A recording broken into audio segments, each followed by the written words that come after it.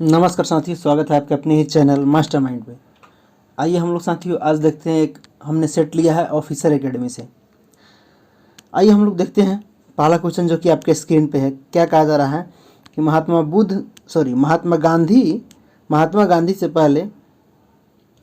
गांधी से पहले निष्क्रिय प्रतिरोध के सिद्धांत का उपयोग किसने किया था।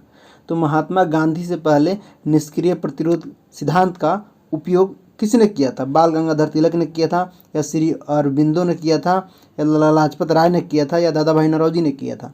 तो महात्मा गांधी से पहले निष्क्रिय प्रतिरोध के सिद्धांत का उपयोग जो है बाल गंगाधर तिलक ने किया था। नेक्स्ट देखेंगे क्वेश्चन नंबर 2 में क्या कहा जा रहा है कि 27 मार्च 1668 ईस्वी में ईस्ट इंडिया कंपनी ने बॉम्बे को किससे जो है लीज पर लिया था। तो 27 मार्च 1668 ईस्वी में ईस्ट इंडिया कंपनी ने बॉम्बे को जो है किससे लीज पर लिया था। तो ये बॉम्बे को जो है पुर्तगालियों से लीज पर लिया था। ध्यान रखिए, किससे? पुर्तगालियों से लीज पर लिया था। नेक्स्ट देखेंगे क्वेश्चन नंबर 3 में क्या कहा जा रहा है कि ब्रिटिश भारत का पहला जो है वित्त मंत्री किससे जो है माना जाता है। उन्होंने द इकोनॉमिस्ट पत्रिका और स्टैंडर्ड चार्टर्ड बैंक की स्थापना किया। तो ब्रिटिश भारत का पहला वित्त मंत्री किसे माना जाता है? जिन्होंने जो है द इकोनॉमिस्ट पत्रिका और स्टैंडर्ड चार्टर्ड बैंक की स्थापना किया है। तो जेम्स विल्सन को जो है ब्रिटिश भारत का पहला वित्त मंत्री माना जाता है। इन्होंने द इकोनॉमिस्ट पत्रिका और स्टैंडर्ड चार्टर्ड बैंक की स्थापना किया है। तो ध्यान रखिए क्या हो जाएगा? James Wilson. नेक्स्ट आगे देखेंगे क्वेश्चन नंबर 4 में क्या कहा जा रहा है कि ब्रदर्स ऑफ इंडिया नामक समूह की स्थापना किसने किया था। तो ब्रदर्स ऑफ इंडिया नामक समूह की स्थापना जो है एनी बेसेंट के द्वारा किया गया था। ध्यान रखिए किसके द्वारा? तो एनी बेसेंट के द्वारा किया गया था। नेक्स्ट क्वेश्चन नंबर 5 को देखेंगे। बहुत अच्छा क्वेश्चन है। क्या कहा जा रहा है कि 9वें सिख गुरु यानी कि तेग बहादुर का शिष्य जो है मुगल शासक औरंगजेब के आदेश पर जो है 1675 ईस्वी में किस स्थान पर काटा गया था। जब ये इस्लाम नहीं कबूल रहे थे तो इसलिए जो औरंगजेब ने इनको कटवा दिया था। तो कहाँ कटवा दिया था इनका सर जो है? तो गुरुद्वारा शीशगंज के साहिब के पास जो है कटवा दिया था। गुरुद्वारा शीशगंज साहिब के पास। नेक्स्ट देखेंगे क्वेश्चन नंबर 6 में क्या कहा जा रहा है कि 1984 में भारतीय सशस्त्र सेनाओं द्वारा विश्व के सबसे ऊंचे युद्ध क्षेत्र सियाचिन ग्लेशियर में शुरू किए गए ऑपरेशन का नाम क्या था। तो जो सियाचिन ग्लेशियर में हुआ उस ऑपरेशन का नाम क्या था? तो ऑपरेशन मेघदूत। नेक्स्ट देखें क्वेश्चन नंबर 7 में क्या कहा जा रहा है कि आंग सान सू ची वर्मा यानी कि म्यांमार की किस पार्टी का नेतृत्व करती है। तो आंग सान सू ची वर्मा जो है किस पार्टी का नेतृत्व करती है? देखेंगे इसको क्या क्या ऑप्शन दे रखा है। तो आंग सान सू ची वर्मा जो है national council of the union of Burma या नेशनल लीग फॉर डेमोक्रेसी का करती है, या यूनियन जो है सॉलिडेरिटी एंड डेवलपमेंट एसोसिएशन या कम्युनिस्ट पार्टी ऑफ बर्मा का। तो ये जो है आंग सान सू ची वर्मा जो है ये नेतृत्व करती है national league for democracy party का। नेक्स्ट देखिए क्वेश्चन नंबर 8 में क्या कहा जा रहा है कि 1919 में अखिल भारतीय खिलाफत सम्मेलन किस स्थान पर हुआ था। तो 1919 में जो है अखिल भारतीय खिलाफत आंदोलन ये कहाँ हुआ था? तो दिल्ली में हुआ था। ध्यान रखें कहाँ हुआ था? दिल्ली में हुआ था। नेक्स्ट क्वेश्चन नंबर 9 को देखेंगे। 9 में क्या कहा जा रहा है कि याबदो की संधि निम्नलिखित में से किस राज्य से संबंधित है।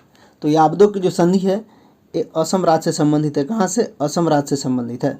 नेक्स्ट देखेंगे क्वेश्चन नंबर 10 में क्या कहा जा रहा है कि पहले गोलमेज सम्मेलन के दौरान भारत के वायसराय कौन थे।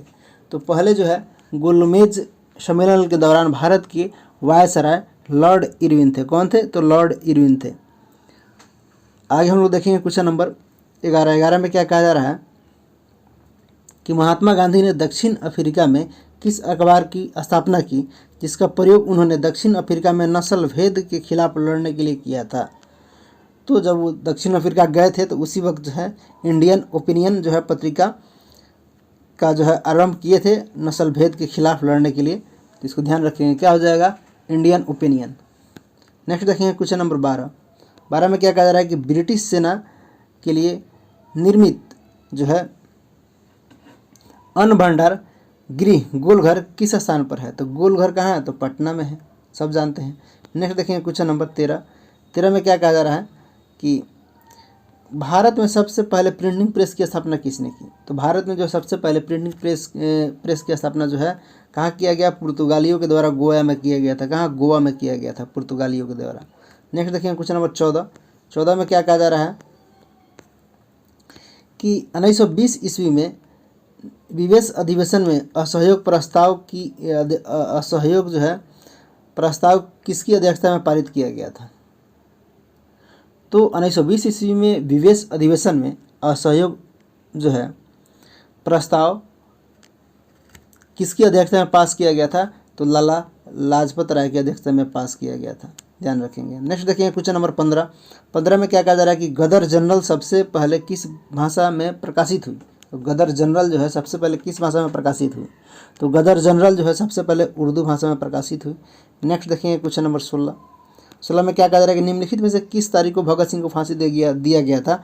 तो भगत सिंह को जो फांसी 23 मार्च 1931 को दिया गया था। कब दिया गया था, 23 मार्च 1931 को दिया गया था। नेक्स्ट देखेंगे क्वेश्चन नंबर 17, स्वराज हा माझा जन्मसिद्ध अधिकार आहे आणि तो मी मिळविणाच मराठी में यह घोषणा बाल गंगाधर तिलक ने किस स्थान पर किया था। तो मराठी में यह घोषणा जो है कोर्ट में किया था, ध्यान रखेंगे, कोर्ट में किया था। मांडले जेल में नहीं मार दीजिएगा, ठीक है, कोर्ट में किया था। नेक्स्ट देखेंगे क्वेश्चन नंबर 1857 की क्रांति के दौरान भारत का गवर्नर जनरल कौन था। तो 1857 की क्रांति के दौरान जो भारत का गवर्नर जनरल कौन था, तो लॉर्ड कैनिंग था। कौन था, लॉर्ड कैनिंग था। नेक्स्ट देखेंगे क्वेश्चन नंबर 19, वर्नाकुलर प्रेस अधिनियम और सशस्त्र अधिनियम किस वायसराय के द्वारा पारित किया गया था। तो वर्नाकुलर जो है प्रेस अधिनियम और सशस्त्र अधिनियम किस वायसराय के द्वारा पारित किया गया था। तो ये जो है लॉर्ड लिटन के द्वारा पारित किया गया था। किसके द्वारा, तो लॉर्ड लिटन के द्वारा पारित किया गया था। नेक्स्ट देखेंगे क्वेश्चन नंबर 20 में क्या कहा जा रहा है,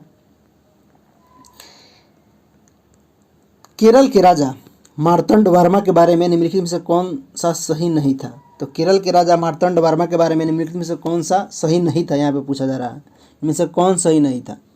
तो उसने जो है शांति बनाए रखने के लिए यूरोपीय अधिकारियों को भारी रिश्वत दी थी, तो ये बात सही नहीं है, बाकी सब सही है। उसने श्रावणकोर का शासन किया, उसने जो सामंतों में सामंतों को वश में किया, उसने एक मजबूत आधुनिक सेना का गठन किया, तो हाँ किया था, लेकिन ये सही नहीं है कि उन्होंने शांति बनाए रखने के लिए यूरोपीय अधिकारियों को भारी रिश्वत दिया था, एक गलत बात है, यही आंसर हो जाएगा। नेक्स्ट बढ़ेंगे क्वेश्चन नंबर 21, क्या कहा जा रहा है कि शरावती जल विद्युत परियोजना कहाँ है। तो शरावती जल विद्युत परियोजना कहाँ है, तो कर्नाटक में है। कहाँ है, तो कर्नाटक में है। नेक्स्ट देखेंगे क्वेश्चन नंबर 22 को देखेंगे। 22 में क्या कहा जा रहा है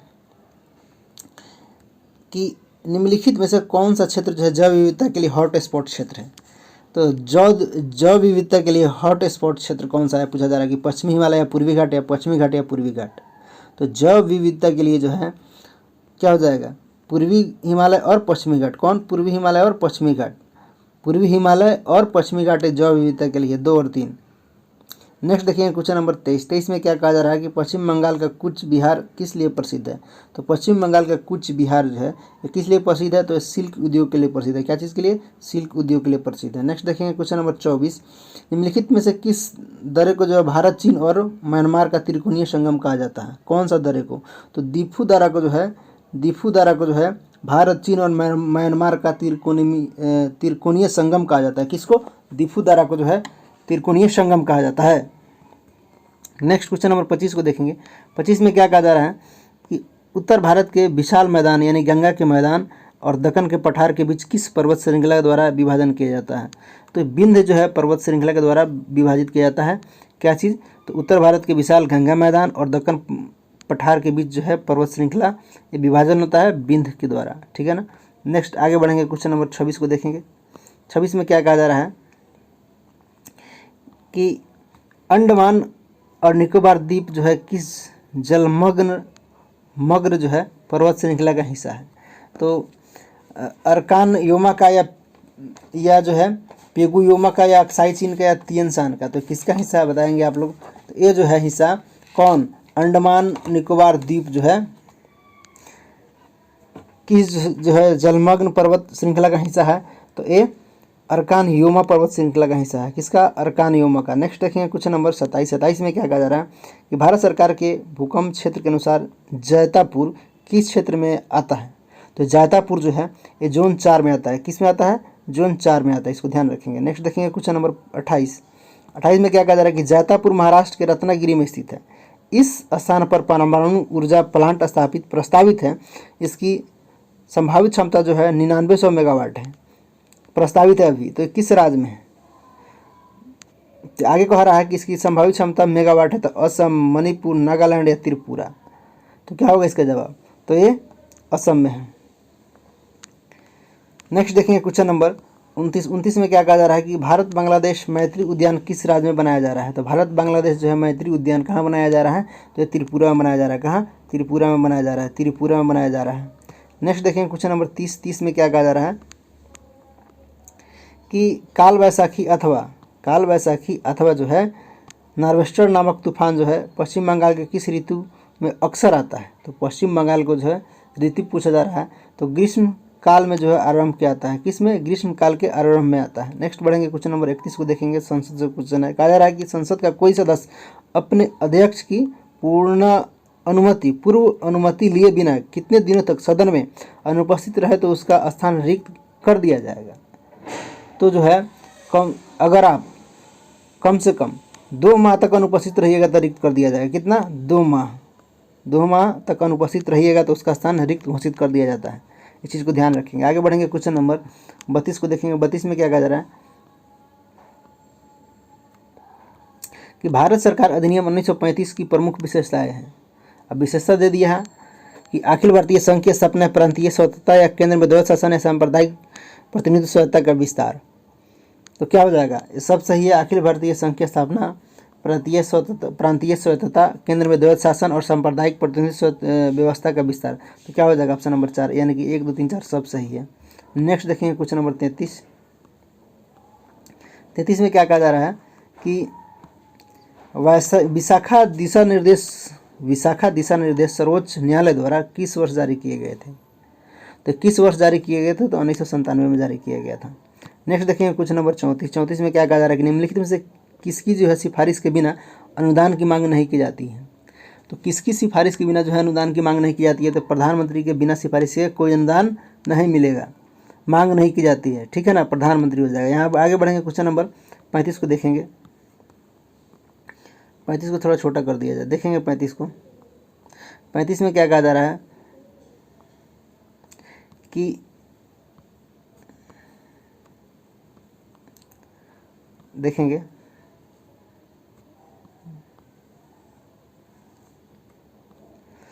निम्न दिए गए कथनों में से कौन सा कथन सही नहीं है? यहाँ पे जो है कथन सही नहीं है ये बताना है।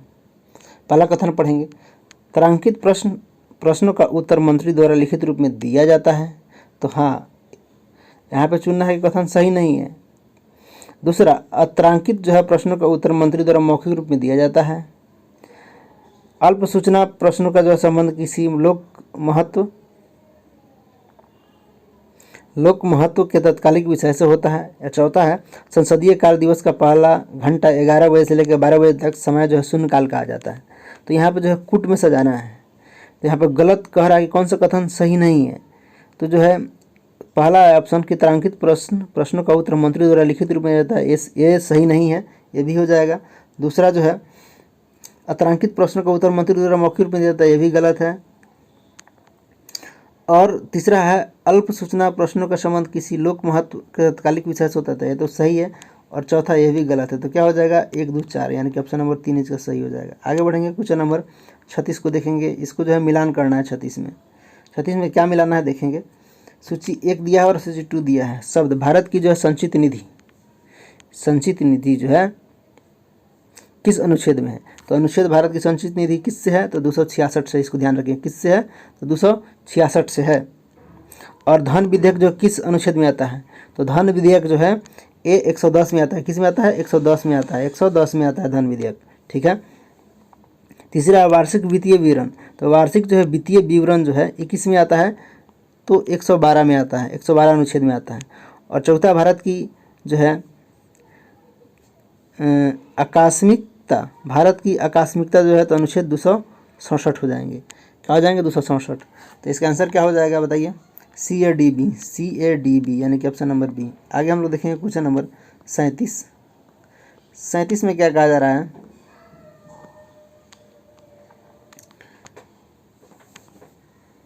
कि संविधान की प्रस्तावना में समाजवादी और धर्मनिरपेक्ष शब्दों को किस संशोधन द्वारा जोड़ा गया है? तो किस संशोधन के द्वारा जोड़ा गया है? किस चीज़ को? धर्मनिरपेक्ष शब्द और समाजवादी को। तो 42वें संशोधन के तहत जोड़ा गया, इसको ध्यान रखिएगा। किसके? 42वें संशोधन के तहत जोड़ा गया है। नेक्स्ट देखेंगे क्वेश्चन नंबर 38। संसद के 2 क्रमिक जो है अधिवेशनों के बीच अधिकतम कितने समय अंतराल की अनुमति है? तो संसद के 2 क्रमिक अधिवेशनों के बीच जो है अधिकतम अंतराल जो है कितना रहता है? तो 6 माह का रहता है। कितना रहता है? 6 माह का रहता है। नेक्स्ट देखेंगे क्वेश्चन नंबर 39। 39 में क्या कहा जा रहा है कि भारतीय संविधान का कौन सा अनुच्छेद उद्योगों के प्रबंधन में भाग लेने का अधिकार प्रदान करता है? तो भाग लेने का जो है अधिकार प्रदान अनुच्छेद 43 के तहत किया जाता है। किसमें? अनुच्छेद 43 के तहत। नेक्स्ट देखेंगे क्वेश्चन नंबर 40। मानव के साथ कुत्ते को दफनाया जाने वाला साक्ष्य कहाँ से प्राप्त हुआ है? तो मानव के साथ जो है कुत्ते कहाँ दफनाया जाता था? बुर्ज होम में दफनाया जाता था। कहाँ? बुर्ज होम में दफनाया जाता था। नेक्स्ट देखेंगे क्वेश्चन नंबर 41। सल्तनत काल में भूमि की पैमाइश के लिए प्रयुक्त शब्द कौन होता था? तो उस वक्त जो है भूमि की पैमाइश के लिए मस्साहत होता था प्रयुक्त शब्द। कौन? मस्साहत। नेक्स्ट देखेंगे क्वेश्चन नंबर 42। निम्नलिखित में से कौन सुमेलित नहीं? यहाँ पे सुमेलित नहीं खोजना है, गलत ढूंढना है। पंचतंत्र विष्णु शर्मा ये सही है। आगे है कि बृहत कथा कुश हरिसेन ये भी सही है, और हमीर मद दर्शन जय सिंह ये भी सही है, और प्रबंधन चितामणि भवभूति ये गलत है। तो क्या हो जाएगा? यहीं पर गलत हमको मिल गया, तो ऑप्शन नंबर इसका 4 हो जाएगा। नेक्स्ट देखेंगे क्वेश्चन नंबर हम लोग 42 हो गया, 43 से देखेंगे। 43 में क्या कहा जा रहा है? निम्नलिखित में से कौन से जो है बौद्ध धर्म और जैन धर्म दोनों धर्मों के समान रूप से विद्यमान थे? तो दोनों धर्म में कौन समान रूप से विद्यमान थे ये पूछा जा रहा है। तो क्या क्या चीज़ दिया है ऑप्शन में कि दोनों पुनर्जन्म में विश्वास करते थे, वेद के प्रामाणिकता के साथ अनास्था रखते थे, या दोनों धर्म आत्मा में जो है विश्वास रखते थे, या दोनों में जो हिंसा का निषेध किया। तो यहाँ कुट में सजाना है। तो दोनों जो है पुनर्जागरण में विश्वास करते थे और वेद की प्रामाणिकता के प्रति जो है अनास्था ही रखते थे, लेकिन दोनों आत्मा में विश्वास रखते थे और दोनों हिंसा का निषेध किया। तो ये भी किया, लेकिन ये नहीं होगा। तो क्या हो जाएगा बताइए? 1 2 4। आगे हम लोग बढ़ेंगे क्वेश्चन नंबर 44 को देखेंगे। 44 में क्या कहा जा रहा है कि हुमायूं ने शेर खान के विरुद्ध निर्णायक युद्ध किस स्थान पर लड़ा? तो शेर खान के विरुद्ध जो है बिलग्राम में लड़ा था। कहाँ लड़ा था? बिलग्राम में लड़ा था। नेक्स्ट देखेंगे क्वेश्चन नंबर 45। 45 में क्या कहा जा रहा है? सही कथन को चुनना है 45 में, ठीक है ना। सही कथन को चुनना है। तो पहला देखेंगे निकोलो डी कांटी इटली का पहला विदेशी यात्री था जो देवराय प्रथम के शासनकाल में आया था। तो ये सही है। अब्दुल रज़ाक जो है ईरान के देवराय द्वितीय के शासनकाल में भरा था। तो ये भी सही है।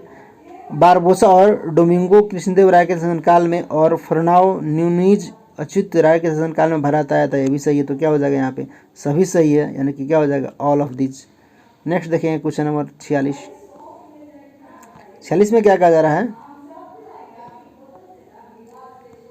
मुगल काल के चित्रकारों के संदर्भ में क्या सही है? यहाँ पे बताना है कि मुगल काल के चित्रकारों के संदर्भ में क्या सही है। पहला ऑप्शन है कि मंसूर जानवरों और फूलों की चित्र बनाने में निपुण था। तो हाँ, निपुण था मुगल काल का मंसूर। नेक्स्ट, अबुल जो हसन व्यक्ति चित्र विशेषज्ञ था। तो अबुल हसन व्यक्ति भी चित्र विशेषज्ञ था। ये भी सही हो जाएगा। बिहजाद बाबर के समय का महत्वपूर्ण चित्रकार था। तो ये भी सही है। जहांगीर के द्वारा मंसूर को नादिर उल अस्त्र की उपाधि दिया गया। तो ये भी सही है। तो क्या हो जाएगा? इसमें भी ऑल ऑफ दिस, यानी कि सब सही है यहाँ पे, क्योंकि हमको सही चुनना था। नेक्स्ट देखेंगे क्वेश्चन नंबर 47। 47 में क्या हो जाएगा देखेंगे। 47 में क्या कह रहा है कि निम्नलिखित में से कौन सुमेलित नहीं है? अब यहाँ पे सुमेलित नहीं देखना है, कौन गलत है देखेंगे। पहला है दीवाने अर्ज सैन्य भाग। तो ये तो सही है। दूसरा दीवाने बारिद गुप्तचर विभाग। ये भी सही है। बरीद का मतलब गुप्तचर विभाग। दीवाने इंसा दान विभाग ये गलत है। तो क्या हो जाएगा? ऑप्शन नंबर सी इसका सही हो जाएगा। आगे देखेंगे 48। 48 में क्या कहा जा रहा है कि पोडू खेती किस राज्य के आदिवासी के द्वारा किया जाता है? तो पोडू खेती कहाँ किया जाता है? तो तेलंगाना में किया जाता है। कहाँ? तेलंगाना में। ये आदिवासी लोग करते हैं। नेक्स्ट 49। भारत के किस देश ने जो है सहतूत बांध बनाने के लिए समझौता ज्ञापन पर हस्ताक्षर किया है? तो सहतूत बांध जो है किस देश के साथ बनाया जाएगा बताइए? अफगानिस्तान के साथ। कहाँ? अफगानिस्तान के साथ। नेक्स्ट देखिए क्वेश्चन नंबर 50। 50 में क्या कहा जा रहा है कि चंद्रमा के लिए ओट्रोमिस 2 मिशन हाल ही में खबरों में रहा, निम्नलिखित में से किस अंतरिक्ष एजेंसी की एक पहल है? तो किसकी एक पहल है पूछा जा रहा है, तो ये नासा की एक पहल है। किसका? नासा एजेंसी का। आगे देखेंगे क्वेश्चन नंबर 51। 51 में क्या कहा जा रहा है कि खार्किव और ओडेसा शहर किस देश का हिस्सा है? तो खार्किव और ओडेसा जो शहर है ये किसका हिस्सा है? तो यूक्रेन का है। किसका है? यूक्रेन का। अभी भी यहाँ युद्ध चल रहा है। नेक्स्ट देखिए क्वेश्चन नंबर 52। 52 में क्या कहा जा रहा है कि नीलांग घाटी किस राज्य में अवस्थित है? तो नीलांग घाटी कहाँ है? तो उत्तराखंड में अवस्थित है। कहाँ? उत्तराखंड में स्थित है। नेक्स्ट देखिए क्वेश्चन नंबर हम लोग 53। 53 में क्या कहा जा रहा है कि मैटूर परियोजना किस नदी पर है? तो मैटूर जो परियोजना कहाँ है? तो कावेरी नदी पर है। कहाँ है? कावेरी नदी पर है। नेक्स्ट देखेंगे क्वेश्चन नंबर 54। ये कहा जा रहा है कि एथलीट फुट जो है बीमारी होती है, तो एथलीट फुट जो है किससे होता है? तो कवक से होता है। कवक से होता है। एथलीट फुट जो है कवक से होता है। नेक्स्ट देखेंगे क्वेश्चन नंबर 55। 55 में क्या कहा जा रहा है कि संयुक्त राष्ट्र संघ में जो है हिंदी में भाषण देने वाले निम्न में से व्यक्ति कौन थे? तो हिंदी में भाषण कौन दिए थे? तो अटल बिहारी वाजपेयी जी दिए थे। नेक्स्ट देखेंगे क्वेश्चन नंबर 56। 56 में क्या कहा जा रहा है कि कौन सा राज्य जो है स्वास्थ्य का अधिकार विधेयक जो है पारित करने वाला पहला राज्य बन गया है? तो ऐसा करने वाला राज्य कौन बन गया है? राजस्थान बन गया है, जो स्वास्थ्य का अधिकार विधेयक पारित करने वाला पहला राज्य बन गया है राजस्थान। नेक्स्ट देखेंगे क्वेश्चन नंबर 57। 57 में क्या कहा जा रहा है कि शिक्षा का अधिकार कब से जो है पूरे देश में लागू हो गया? कब से लागू हो गया पूरे देश में? तो 1 अप्रैल 2010 से लागू हुआ था। कब से? 2010 से लागू हो गया था, 1 अप्रैल 2010 से। यही इसका आंसर हो जाएगा। देखेंगे नेक्स्ट देखेंगे क्वेश्चन नंबर हम लोग 58 देखेंगे। 58 में क्या कहा जा रहा है कि साहित्य में नोबेल पुरस्कार 2022 किससे सम्मानित किया गया? 2022 का जो है नोबेल पुरस्कार से किससे सम्मानित किया गया साहित्य में? तो ये किसको पुरस्कार मिला है साहित्य में? तो एनी अर्नाक्स को मिला है। किसको? एनी अर्नाक्स को मिला है। ध्यान रखिएगा 2022 का। नेक्स्ट देखिए क्वेश्चन नंबर 59। अस्त्र जो है किस प्रकार का परीक्षण शास्त्र मिसाइल है? अस्त्र के बारे में पूछा जा रहा है। तो हवा से हवा में मार करने वाला है। कौन है? हवा से हवा में मार करने वाला मिसाइल है ये। नेक्स्ट देखिए क्वेश्चन नंबर 60। 60 में क्या कहा जा रहा है कि अम्बुबाची मेला किस राज्य का प्रमुख मेला है? तो अम्बुबाची मेला जो है किस राज्य का है प्रमुख? तो कहाँ का है प्रमुख? तो असम का है प्रमुख मेला अम्बुबाची। नेक्स्ट देखेंगे क्वेश्चन नंबर 61। 61 में क्या कहा जा रहा है कि ध्वनि प्रदूषण किस लिए जो है हानिकारक होता है? ध्वनि प्रदूषण जो है ये सभी के लिए ना हानिकारक हो जाएगा, मानव के लिए, बिल्ली के लिए और पक्षी के लिए भी हो जाएगा। 62 में कहा जा रहा है कि ब्रह्मांड का सबसे चमकीला ग्रह कौन है? सबसे चमकीला ग्रह कौन होता है बताइए? शुक्र होता है। कौन होता है? शुक्र होता है। न भी ऑप्शन दिया तो भी आप लोग जान लीजिए, ऑप्शन देगा तो मार दीजिएगा। सबसे चमकीला ग्रह कौन होता है? तो शुक्र होता है। नेक्स्ट देखेंगे क्वेश्चन नंबर हम लोग 63।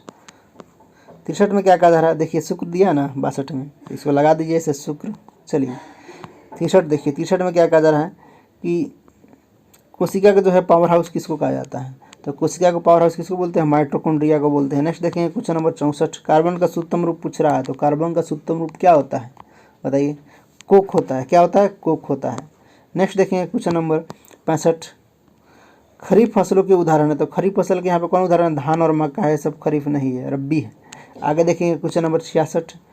66 में पूछा जा रहा है स्पाइरोगाइरा। स्पाइरोगाइरा क्या है? तो स्पाइरोगाइरा एक जो है कवक है या शैवाल है या प्रोटोजोआ है। तो क्या है? एक शैवाल है, शैवाल है स्पाइरोगाइरा। नेक्स्ट देखेंगे पुरुष का हार्मोन पूछा जा रहा है। पुरुष का हार्मोन क्या होता है बताइए? 67 में बताइए। टेस्टोस्टेरोन, टेस्टोस्टेरोन होता है। स्त्री का इसमें तो नहीं देखिएगा, एस्ट्रोजन होता है। अब पुरुष का टेस्टोस्टेरोन होता है। ध्यान रखिएगा क्या हो जाएगा? टेस्टोस्टेरोन। नेक्स्ट देखेंगे कुचालक क्या होते हैं? तो सभी यहाँ पे कुचालक हो जाएंगे। क्या हो जाएगा? डी हो जाएगा। नेक्स्ट देखेंगे 69। 69 में क्या पूछ रहा है कि आसुत जल, आसुत जल जो है ये क्या होता है? तो खराब कंडक्टर होता है, इसमें लाइन पास नहीं करता है। ठीक है ना। चुंबकीय बल जो है क्या है? तो चुंबकीय बल संपर्क बल है या क्या है? तो इसका देखेंगे ऑप्शन क्या दे रखा है चुंबकीय बल का। संपर्क बल तो होता नहीं है। गैर संपर्क बल, तो यही हो जाएगा क्या चीज़? गैर संपर्क बल। नेक्स्ट देखिए क्वेश्चन नंबर 71। 71 में क्या कहा जा रहा है कि पतिया या फल किसके कारण ज़मीन पर गिरता है? तो पतिया और जो फल जो है गुरुत्वाकर्षण बल के कारण गिरता है। सीएनजी है एक। सीएनजी क्या है? तो सीएनजी एक प्रकार का एक स्वच्छ ईंधन है, इसको ध्यान रखिएगा। नेक्स्ट बढ़ेंगे क्वेश्चन नंबर 73। 73 में क्या कहा जा रहा है कि मानव कोशिकाओं में गुणसूत्र के जोड़े कितने होते हैं, तो 46 को होता है, तो 23 जोड़ा हो गया, ठीक है ना। नेक्स्ट देखेंगे, जोड़े में पूछ रहा है इसलिए 23 होगा, अगर जोड़े नहीं पूछता तो 46 होता है, ठीक है। नेक्स्ट थायरॉक्सिन द्वारा उत्पादित है, थायरॉक्सिन जो किसके द्वारा उत्पादित है, तो ए थायराइड ग्रंथि के द्वारा उत्पादित होता है, किससे, थायराइड ग्रंथि के द्वारा। नेक्स्ट देखेंगे क्वेश्चन नंबर 75, वह धातु जो मिट्टी के तेल में रखी जाती है, तो मिट्टी के तेल में क्या रखा जाता है, सोडियम को रखा जाता है। नेक्स्ट देखेंगे क्वेश्चन नंबर 76, कौन सा एक प्राकृतिक पारिस्थितिकी तंत्र नहीं है, तो प्राकृतिक जो है पारिस्थितिकी तंत्र नहीं है, यहाँ पूछा जा रहा है, बताएंगे तो क्या होगा इसका आंसर 76 का, तो एक्वेरियम नहीं है, लेकिन ये सब है। एक्वेरियम में जल रखा जाता है, ठीक है ना, जो घर में लोग रखते हैं। वन घास मैदान है, लेकिन ये एक्वेरियम नहीं है। नेक्स्ट देखिए क्वेश्चन नंबर 77, कौन सा मानव पर्यावरण का घटक नहीं है, भूमि या धर्म या समुदाय या परिवार, तो पर्यावरण का घटक क्या हो जाएगा, धर्म नहीं है, लेकिन सब ये हो जाएगा।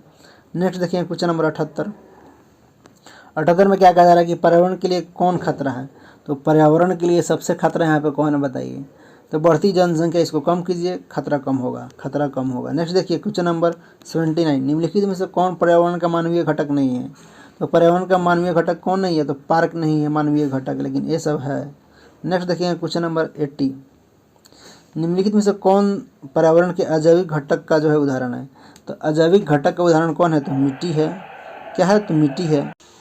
क्वेश्चन नंबर हम लोग 81 को देखेंगे, 81 में क्या कहा जा रहा है कि पर्यावरण, निम्नलिखित में से कौन सी पर्यावरण की सही परिभाषा है, तो पर्यावरण की यहाँ परिभाषा देना है, तो आप लोग सब जानते हैं किसी भी जीवित जीव को घेरने वाले स्थान, लोग, चीज़ें और प्रकृति को हम लोग पर्यावरण कहते हैं, तो क्या हो जाएगा, ऑप्शन नंबर डी हो जाएगा। परिभाषा देना है, इसमें कुछ नहीं। आगे देखेंगे क्वेश्चन नंबर 82, पृथ्वी का सबसे बड़ा पारिस्थितिकी तंत्र कौन सा है, तो पृथ्वी का जो है सबसे बड़ा पारिस्थितिकी तंत्र क्या कहलाता है, जीवमंडल कहलाता है। नेक्स्ट देखेंगे क्वेश्चन नंबर 83, ग्लोबल वार्मिंग का जो है परिणाम होने की आशंका है, तो किसके कारण होने की आशंका है, तो समुद्र के स्तर में वृद्धि के कारण, फसल पैटर्न में बदलाव के कारण, तटीय रेखा में परिवर्तन के कारण, तो क्या हो जाएगा, ये सभी।